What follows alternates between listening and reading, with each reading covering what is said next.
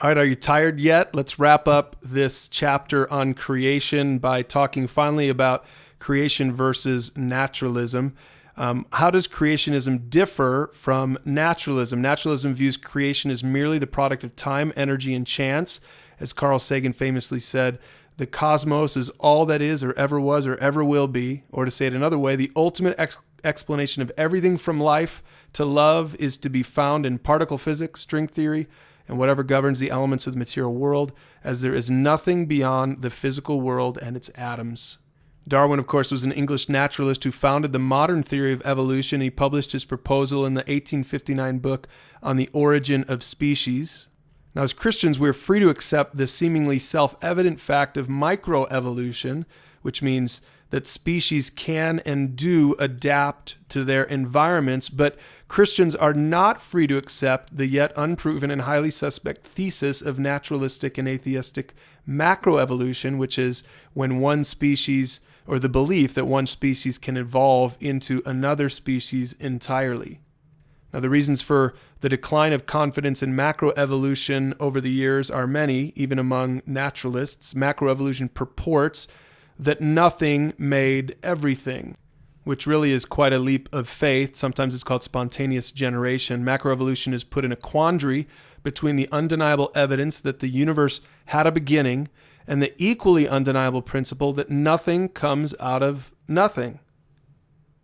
We saw this already a little bit earlier in the chapter. Now, number 2, macroevolution purports that chaos made order.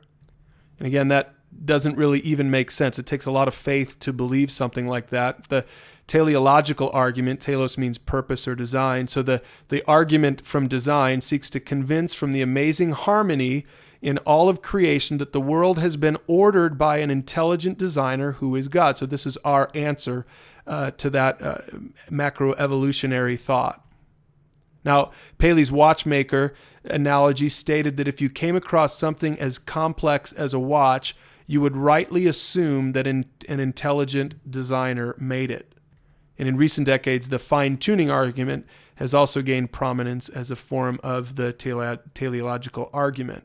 Here's a good excerpt of that from Collins' book. He says, when you look from the perspective of a scientist at the universe, it looks as if it knew we were coming. There are 15 constants, the gravitational constant, various constants about the strong and weak nuclear forces, etc., that have precise values. And if any one of those constants was off by even 1 part in a million, or in some cases by 1 part in a million, the universe could not have actually come to the point where we see it. Matter would not have been able to coalesce. There would have been no galaxy, stars, planets, or people. And again, this is an example of a Christian's fine-tuning argument to go against some of scientific naturalism's theories. Now, thirdly, macroevolution purports that impersonal matter made personal humanity, which is, again, preposterous. How can impersonal matter create a person with an identity and personality? It would take a lot of faith to believe that that could happen. And really, the biblical understanding takes less faith. The Christian simply states the biblical fact that our personal, passionate, and infinitely brilliant God made us with bits of his glory in our heart, mind, and personality.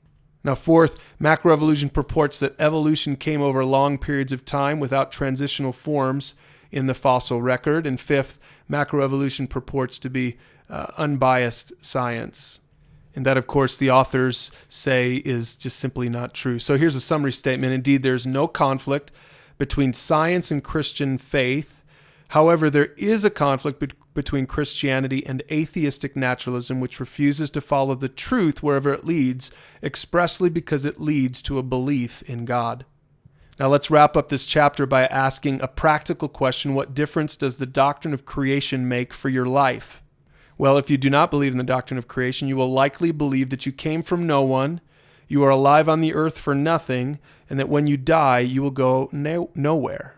Famous atheistic philosopher Bertrand Russell says it like this at the bottom of that chapter, or that section. He says, only within the scaffolding of these truths, only on the firm foundation of the unyielding despair, can the soul's habitation henceforth be safely built. Really? Unyielding despair, that's really what comes out of atheistic naturalism. Christian writer N.T. Wright goes on to say this, for the Christian's part: the creation of the world was the free outpouring of God's powerful love, and having made such a world, he has remained in a close, dynamic, and intimate relationship with it. That's the God of the Bible, and that's the creator of the world.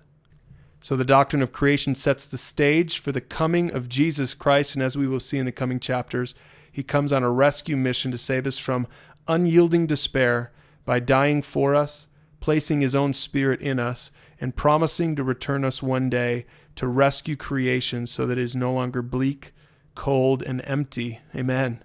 Why don't you pause here as you finish up this chapter, talk about these questions before you go on, and we'll see you in the next chapter.